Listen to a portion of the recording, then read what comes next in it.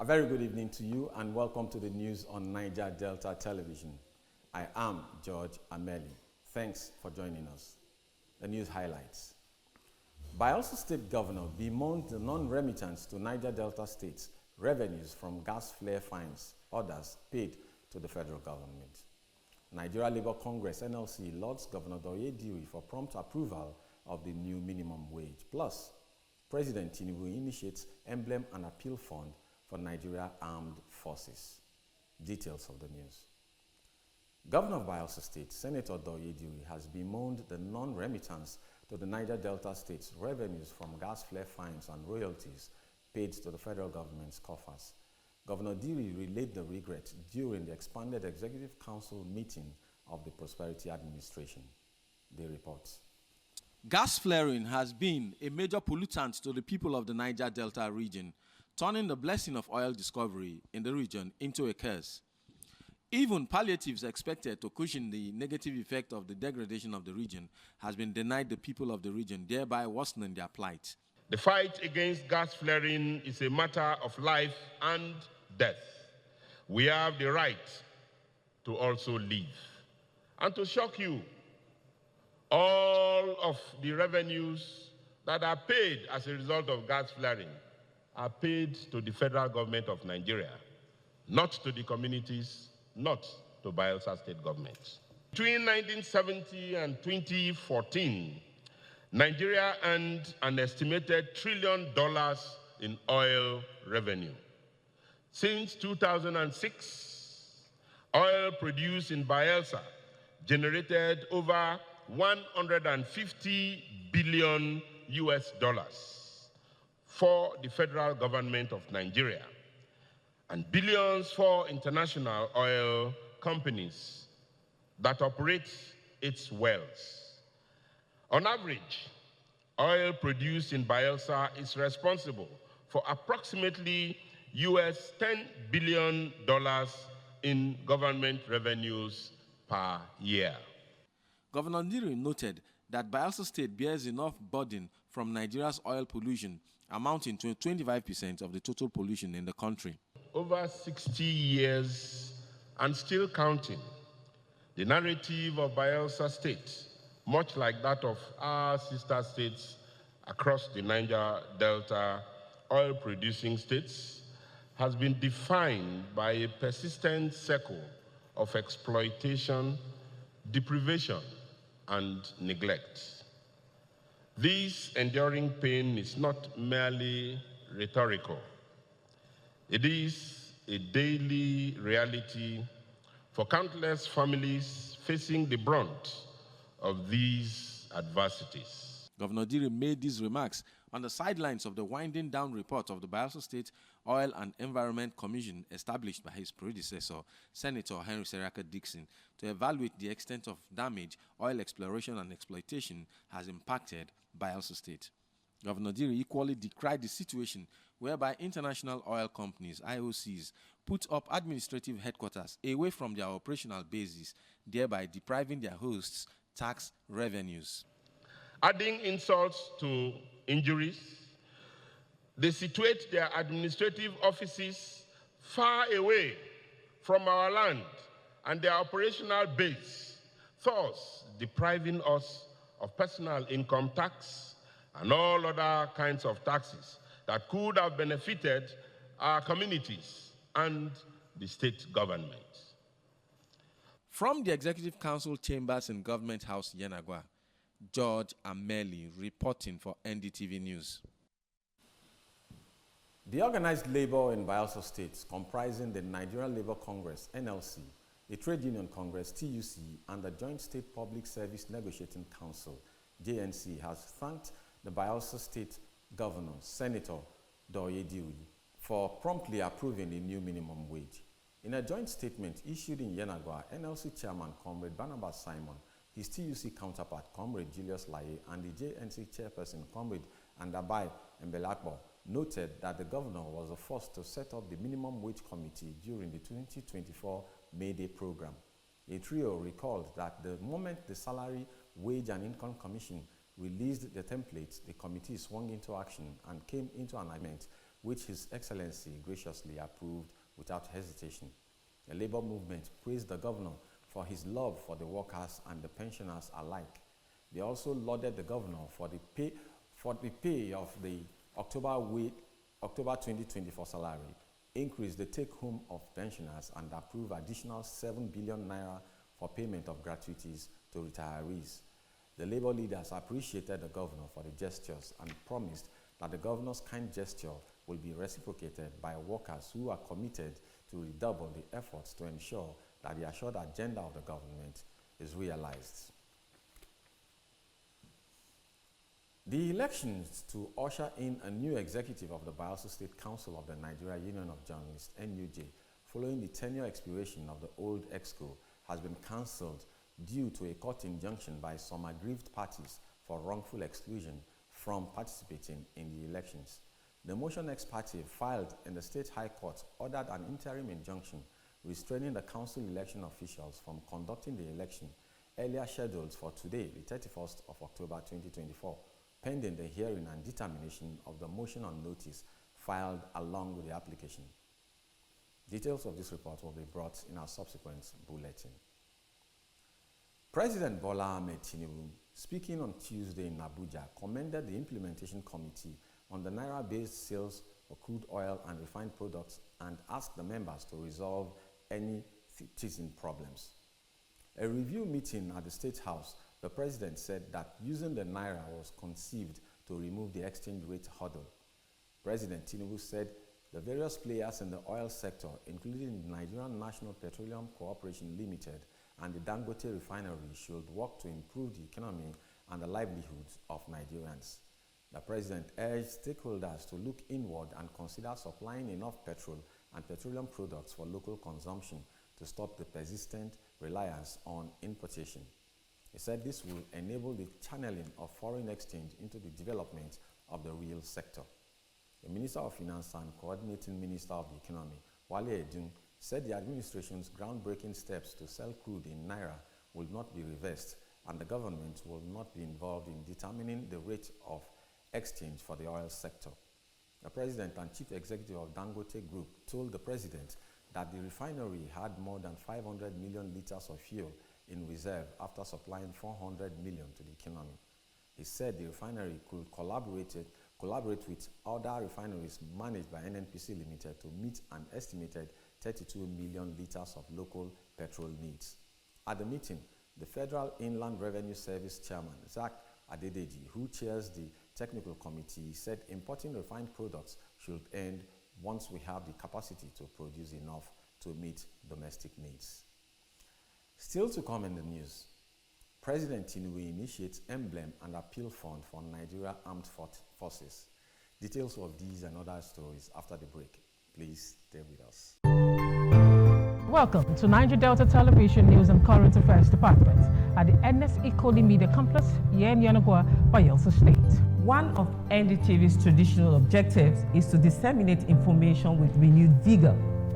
We build teamwork for accountability, efficiency, and accuracy. Our community reports, eyewitness accounts, current affairs discussions are detailed and competitive. As NDTV reporters, undiluted report is our goal.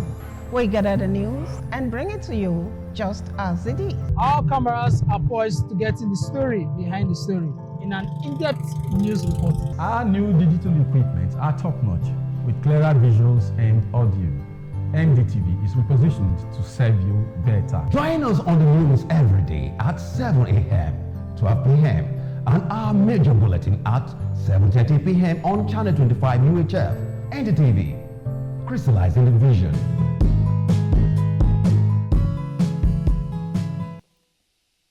You're welcome back.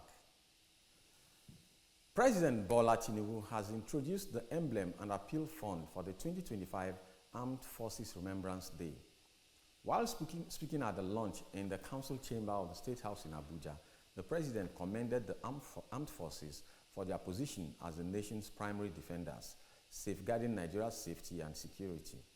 He emphasized the armed forces' patriotic dedication to the nation's unity, stability, and progress, stating that security is essential for achieving peace and development. In his comments, President Tinubu praised the commitment and sacrifices made by the Nigerian armed forces in protecting the country. He stressed the need for a safe environment where citizens can thrive, expressing gratitude to the troops protecting the nation.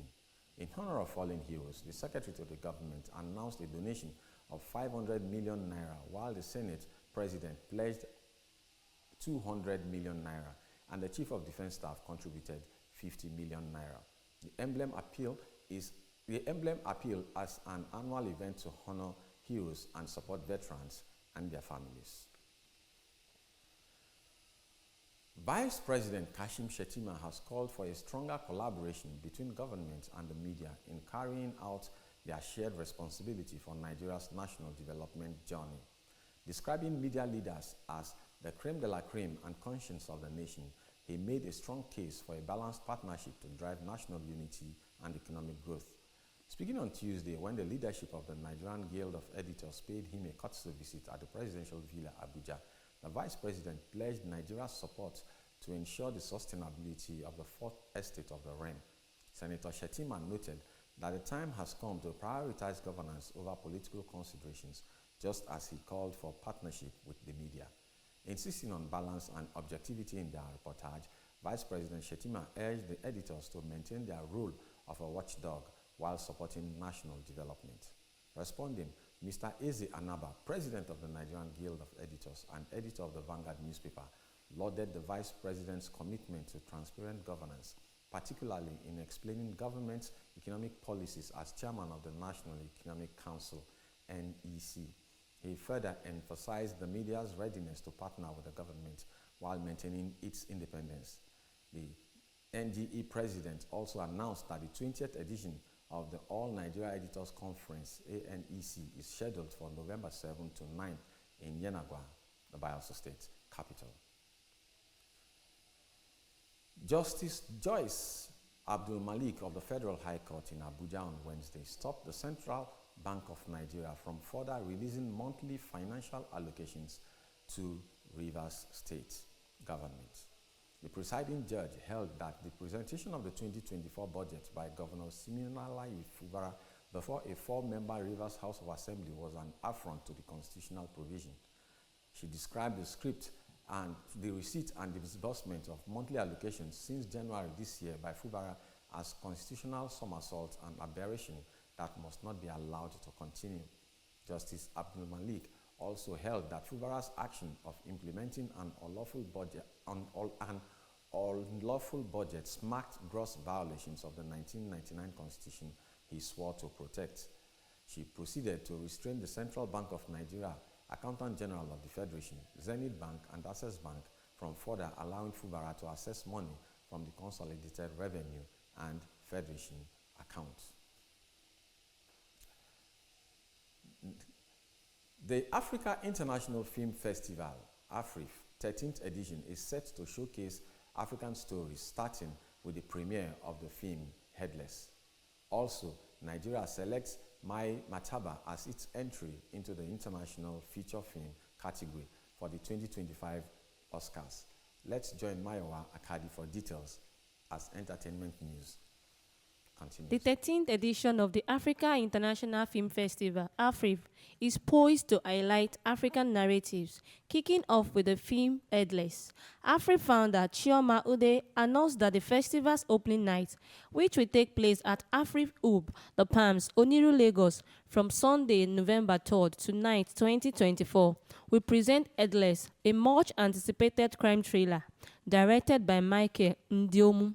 AFRIF, driven by its theme, indigenous to global, cultural wealth to global prosperity, remains committed to promoting African storytelling and filmmaking on the world stage. This mission is exemplified by its opening film, Headless. The film, which follows the intense journey of a Nigerian filmmaker, seamlessly reflects Africa's vision of merging local narratives with global relevance. Ude disclosed that this year's AFRIF will showcase 150 films from Africa and the diaspora, alongside industry discussions and networking events. The Nigerian Official Selection Committee has chosen the epic Hausa film My Mataba as its entry for the International Feature Film category at the 97th Academy Award because of its theme of diverse voices in decision-making and inclusive leadership and its visual appeal. The film offers a transformative narrative that defies conventions and highlights the strength of female leadership. It is produced and directed by Prince Daniel and shot in Dora, Katsina State, Nigeria. Mai Mataba received the highest vote from the 15-member committee to serve as Nigeria's entry at the 97th Oscars, which will be held on March 2nd, 2025 at the Dolby Theatre in California, United States, and broadcast live to over 200 territories worldwide. I am Maya Wakadi for NDTV Entertainment News. And on to international news. More than a year into the Gaza war, the Israeli army's reservists are exhausted and it is struggling to recruit soldiers just as it opens a new front in Lebanon. Some 300,000 reservists have been called up since the Hamas attack of October 7, 2023, according to the army. 18% of their men over 40 who should have been exempted. Military service is mandatory from the age of 18 for Israeli men and women, though several exemptions apply. Israel is waging a multi-front war against Hamas in Gaza and the Iran-backed militant group Hezbollah in Lebanon. Since the military launched its ground offensive in Gaza on October 27 last year, it has lost 367 soldiers in the campaign, while 37 have died in Lebanon since Israel began ground operations there on September 30th. Periods of reserve duty have been extended, and some reservists complain they are unable to go on with their normal lives for up to 6 straight months. Now into the ever-busy world of sports. Following their recent match day encounters, Enyimba Football Club and Kano Pillars were fined by the Nigerian Premier Football League NPFL for their derogatory remarks regarding match officials. For details of this report and more sports stories, let's join Ayemi Miene.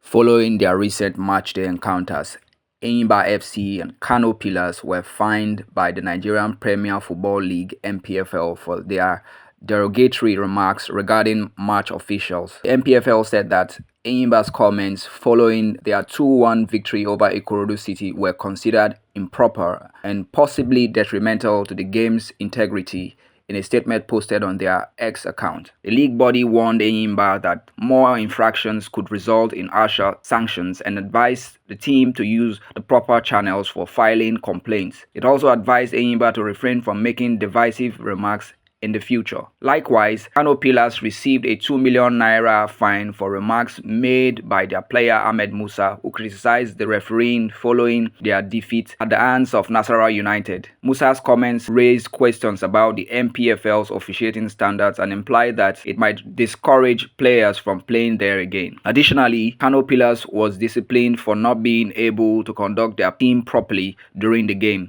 which resulted in player Ugochukwu Gabriel acting unruly. Within 48 hours of receiving the notice, both teams are entitled to appeal the sanctions. According to tournament organizers Yannick Sinner, the top-ranked player in the world has withdrawn from the Paris Masters because of a intestinal virus. After securing its top ranking in mid-October, the Italian tennis star announced its disappointment at missing the ATP 1000 event in the French capital on X on Tuesday afternoon. This is not an easy announcement to make. My team and I arrived early to prepare as best as possible, but unfortunately, I started feeling unwell during training and saw the doctor on Sunday. It turns out I've come down with a virus. I'm feeling better now, but I am still not ready to compete here in Paris. I was really looking forward to this tournament, so it's disappointing to say the least. For now, I'm focusing on recovering and getting back to 100%. I'll be aiming to come back stronger for Turin, Sina posted. According to organizers, Sina got infected with the virus prior to traveling to Paris. I'm Ayemi Miene for NDTV Sports. Thanks, Ayemi. That sports report from Miene Ayemi concludes our bulletin for the night. But in closing, Governor of Bayelsa State, Senator Doye Dewey, has bemoaned the non-remittance to the Niger Delta State's revenues from gas flare fines and royalties paid to the federal government's coffers. We also brought you a report that the organized labor in Bayelsa State, comprising the Nigerian Labour Congress, NLC, the Trade Union Congress, TUC, and the Joint State Public Service Negotiating Council, JNC, has thanked the Bayelsa State Governor, Senator Doye Dewey, for promptly approving the new minimum wage. And finally in the news, President Bola Tinubu has introduced the emblem and appeal fund for the 2025 Armed Forces Celebration Day. That's the size of the package for tonight. I am George Ameli. Good night.